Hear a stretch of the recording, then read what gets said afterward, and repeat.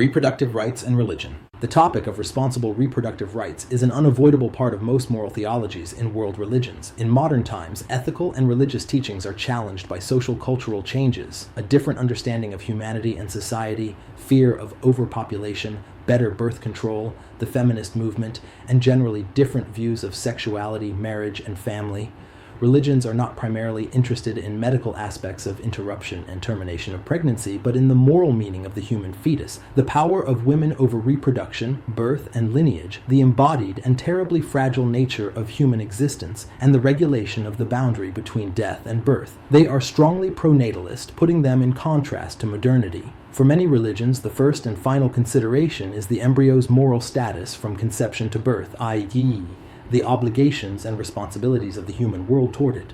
That includes questions of whether the embryo is a fully ensouled human person of equal moral status as the mother or not. Religious views on contraception and family planning.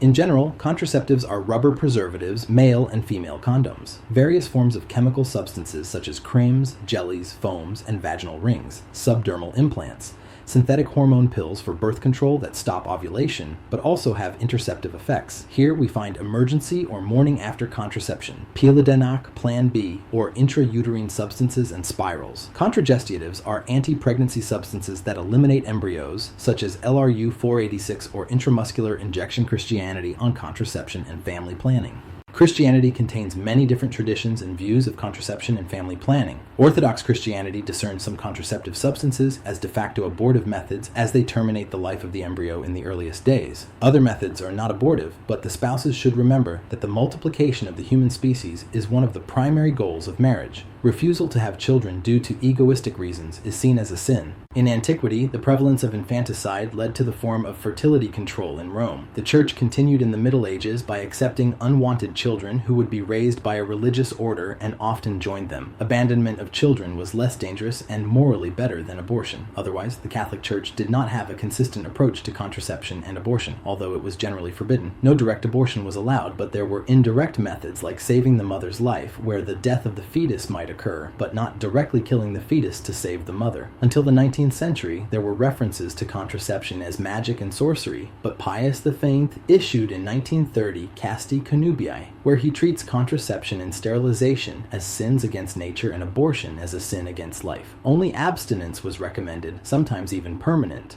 Catholicism objects to artificial contraception as it is only a physical view that ignores the psychological, sociological, and spiritual dimensions of humans that support sex without fertility. It is also a static view of human nature that ignores biological evolution. The Roman Catholic Church bases its views on contraception and family planning on the encyclic of Pope Paul VI, Humanae Vitae. It was a significant U-turn in church teachings as it formed an entirely new moral theology that defied pessimism towards anything sexual by affirming sexuality as positive. It abolished traditional definitions of marriage and offered, instead of juridical ideas, an image of marriage as an intimate community of life and love. With the development of technology, reproduction became a biological fact, with a mechanism closer to animals than to human procreation. The Church sees avoidance of effective moral integration of two persons, where a child is not a gift desired. Pregnancy is not a blessed state, nor do people see it as a consequence of the biblical command to multiply. Moreover, responsible procreation is equaled with responsible use of contraception, and the Church believes the responsibility is identified with a flee from birth or drastic narrowing of birth. Responsible procreation means a married couple's decision on whether they should have children and also when and under which circumstances. Also, it means the sexual behavior that actualizes and realizes the previous decision. All abortive methods, termination of pregnancy after ovulation, blocking, sterilization, and anti-fertility methods are ethically forbidden. Pharmaceutical companies use hidden language for some contraceptives, which indeed have abortive and not contraceptive effects.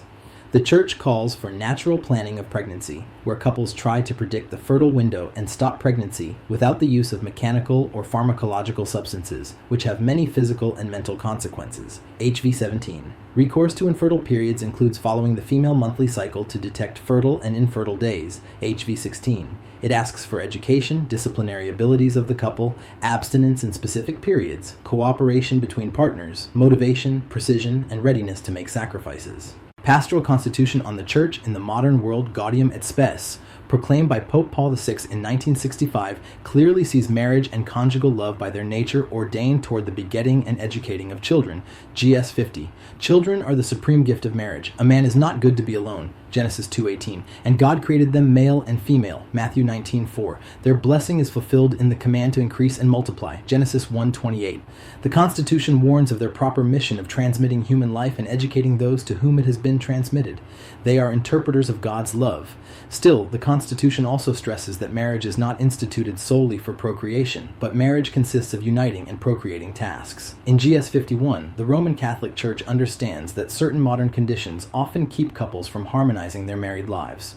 The Church is clear that dishonorable solutions cannot be permitted. Therefore, from the moment of its conception, life must be guarded with the greatest care, while abortion and infanticide are unspeakable crimes. Humanae Vitae determines unlawful birth control methods as all the direct interruptions of the generative process, all direct abortion, sterilization, permanent or temporary, any action before, at the moment of, or after sexual intercourse, specifically intended to prevent procreation, and even if there is justification for sexual intercourse which is deliberately contraceptive or to avoid greater evil, it is never lawful. HV 14. With Amoris Laetitia, the long-standing ecclesial teachings on abortion and family planning changed. This apostolic exhortation of Pope Francis in 2016 shifted the tone and pastoral approach to family planning without changing the Catholic doctrine on contraception. It calls for pastoral sensitivity, where the Pope encourages pastors and the faithful to approach matters with compassion and recognize individual circumstances. Couples are urged to engage in a discernment process, where they carefully reflect on their choices in light of Catholic teaching and their circumstances. Amoris Laetitia reaffirms the support for natural family planning, but emphasizes a compassionate and inclusive church. Still, the Catholic Church is at the forefront of the movement against contraception and family planning as envisioned by the UN and its conference in Rio de Janeiro in 1992. Their alliance with the conservative Muslim nations regularly votes against contraception and abortion rights.